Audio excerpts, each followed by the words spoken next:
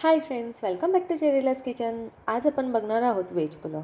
हा पुलाव एकदम पटकन होतो आणि एकाच भांड्यामध्ये आज आपण पुलाव बनवणार आहोत. तसाच हा पुलाव एकदम खिळखिळे झालेला पुलाव आहे. एकदम खिचडीसारखे नाही होणार आहे. तसंच हा खायला थोडीशी बिर्याणीसारखी टेस्ट येणार आहे. तर चला वेळ न वाया घालवता रेसिपीला स्टार्ट करूया. त्याआधी चॅनेलला सबस्क्राईब केले नसेल तर सबस्क्राईब करा आणि बेल आयकॉनला क्लिक करायला विसरू नका.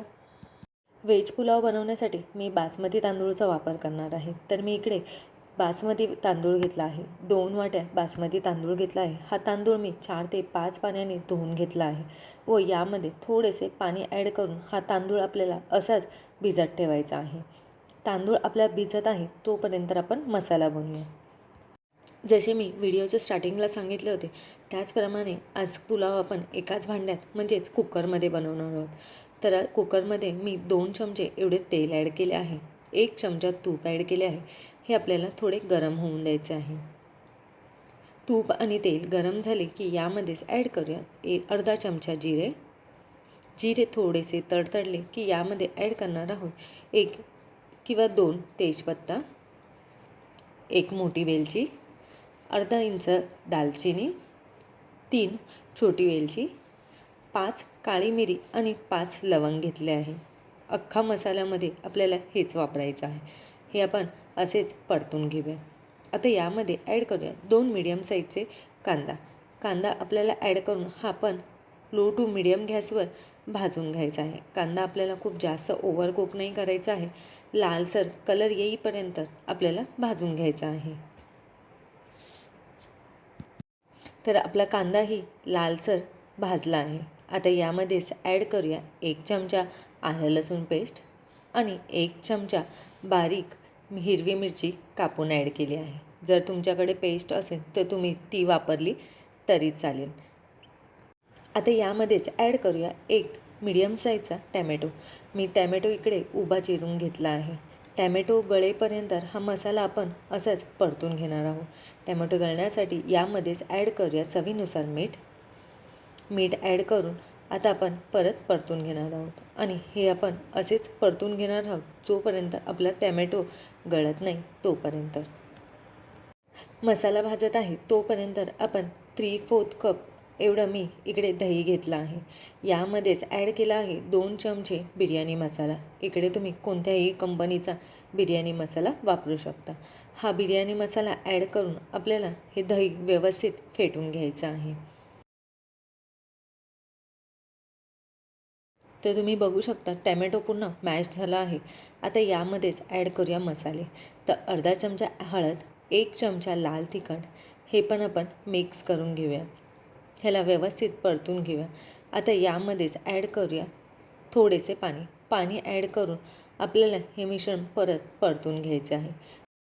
पाणी ॲड केल्याने आपला मसाला खाली लागणार नाही. हा मसाला आपण 2 मिनटं असंच परतून घेणार आहोत. ह्याला साईडने मस्त तेलही सुटले आहे.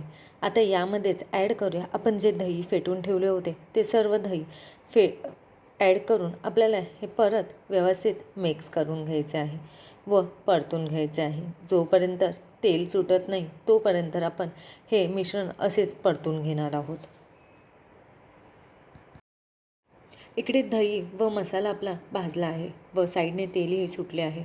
आता यामध्येच ॲड करूया व्हेजिटेबल्स. तर व्हेजिटेबल्समध्ये मी इथे वाटाणा, गाजर, बीन्स घेतले आहे. तुम्ही तुमच्या आवडीनुसार अजूनही व्हेजिटेबल्स ॲड करू शकता. तसेच मी हे सर्व व्हेजिटेबल अर्धा अर्धा कप एवढे घेतले आहे.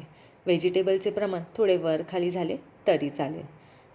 आता यामध्येच ॲड करूया कोथिंबीर. कोथिंबीर ॲड करून ह्या भाज्या आपल्याला 4 ते 5 मिनटं तेलामध्ये असंच परतून घेऊया.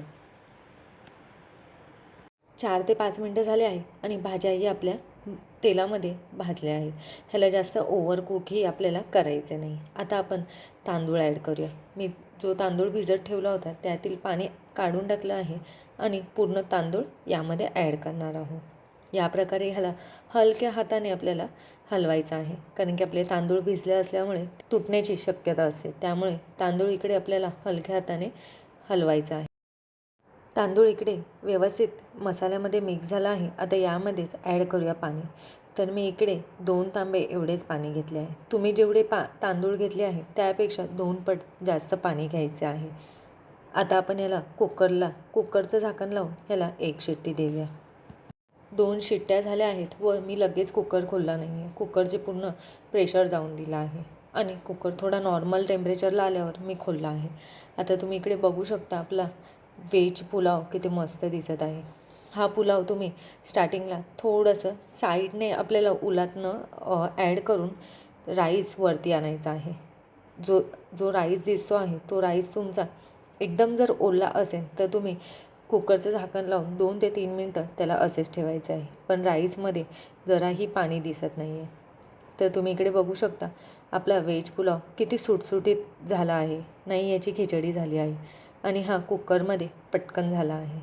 आहे की नाही एकदम झटपट होणारा व्हेज पुलाव. घरी नक्की ट्राय करा आणि मला कमेंट करून नक्की सांगा कसा झाला आहे. आता आपण हा सर्व करूया. तर इकडे आपला व्हेज पुलाव रेडी झाला आहे. रेसिपी आवडल्यास नक्की लाईक करा आणि शेअर करा.